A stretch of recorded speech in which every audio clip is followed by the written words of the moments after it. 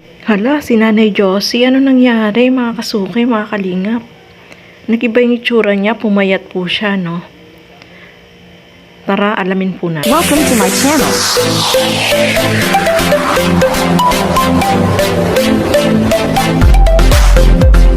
Mga kalingap, labis po ang aming lungkot at awa sa nakita po namin kalagayan. Dahil ang inaabutan na po namin, lungkot at awa po mga kalingap, ang aming naramdaman ngayon ni Dr. Love. Huwag mo nang basahan, yung malinis, yung malinis dapat. Makati ba? Makati? Oo. Makati? Makati yan. So mga kasuki, mga kalingap, no, kawawa ton si Nanay Josie kasi nga meron siyang napakalaki na pizza dito pa naman talaga sa batok, no. Ang dami ng tutubuan ay doon pa talaga sa batok, mga kasuki, mga kalingap. At eto nga, sobrang mapapansin mo sa kanya na namayat po siya. Tapos ginupitan yung buhok niya dahil syempre para hindi umaano yung buhok niya dun sa pigsa niya dun sa may batok, no, para hindi matutusok. Kita po natin, grabe, ang laki. Ba't gano'n, no? Parang hindi siya pigsa, mga kasuki, mga kalingap. Sobrang sakit daw po, mga kasuki, dahil apektado yung kanyang puso. Pati pagtulog niya, hindi siya agad makatulog. Sa sobrang sakit, hindi niya malaman kung paano yung pwesto niya. Sobrang sakit po niya, no? Yun nga maliit na pigsa, masakit na. Yan pang sobrang laki, mga kasuki. Talagang mamamayat ka. Kasi, ano yan, yung kumikirot po yan, no? Grabe, sana po merong mga mababait na puso na tumulong po dito sa kanya, no? Na maidala siya sa doktor, mapatanggal yung kanyang pigsa, no, mga kasuki, mga kalingap. At kahit si Dr. Love ay sobrang naawa po si Kalingap Tata, no? Dahil dun sa naabutan nila, hindi nila akalain na ganun yung sitwasyon ni Nanay Josie, at sobrang kawawa, no? Kasi nga, ang laki, sobrang laki. Ngayon lang ako nakakita ng ganun kalaki, mga kasuki, mga kalingap. Nga po din si Dr. Love at si Kalingap Tata ay sobrang naawa po dito kay Nanay Josie, no? Dahil ganun nga yung kalagayan niya.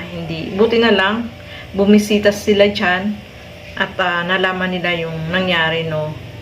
So, ang parang sinisisi, no? Siguro naman hindi. Sana wag naman sisihin si Ronaldin, no? Kasi sabi nung kapatid niya is, nung pumunta doon ay nung kinuha ni Ronaldin ay wala pang pigsa. Pagbalik daw ay may pigsa na, no? So, hindi naman siguro kasalanan ni Ronaldin kung nagkapigsa man itong si Nanay Josie, no? At wala naman dapat sisihin kasi etong si Nanay Josie is napanood ko dun sa vlog ni Ronaldin na ayaw nang ipa-vlog. Siguro yung kapatid niya ayaw nang ipa-vlog itong si Nanay Josie. Ito naman po kaya bina-vlog, syempre para matulungan, no? Kasi kung hindi iba-vlog itong si Nanay Josie, wala namang ibang tutulong, no? Mga kasuki, mga kalingap. So, syempre kapag nakikitang si Nanay Josie, merong mga sponsor na pwedeng tumulong sa kanila, no? Para kahit papaano ay matulungan, lalo na sa pangangailangan sa araw-araw, no? So, wala namang masama siguro na i-vlog itong si Nanay Josie, no? Mga kasukay, mga kalingap. Kasi, para din naman yun sa kanya, no? Buti sana kung yung mga anak is nabibigyan siya yung sa pangangailangan, lalo sa pagkain. So, hindi na kailangan i-vlog ng kung pagbabawalan na ganun. Pero, malaking tulong po yung nai-vlog si Nanay Josie para makatulong, para yung mga sponsor na gustong tumulong ay matulungan po siya, no? Especially ngayon, mga kasukay, mga kalingap, buti na lang napuntahan nila Kalingap Tata at ni Dr. Love. Kung hindi, kawawa, no? Kasi nagtitiis siya na ganyan, mga kasukay, mga kalingap. Ang laki-laki ng pigsa niya dun sa may batok talaga na doon tumubo. So, alam ko maraming mabubuting puso na tutulungan si Nanay Josie, no, mga kasukay, mga kalingap. So, ayan, maraming salamat kay Dr. Love at syempre kay Kalingap Tata na pumunta dyan para bisitahan itong si Nanay Josie. Kung hindi nila nabisita yan, mga kasukay, mga kalingap, hindi nila malalaman na ganun pala yung nangyari kay Nanay Josie, diba? Nagulat sila na mapansin mo talaga kay Nanay Josie na pumayat po siya, nag-iba yung itsura niya, no? Kasi nga, syempre may nararamdaman siya, sobrang sakit po niyan, kaya kailangan niya na talaga ng tulong.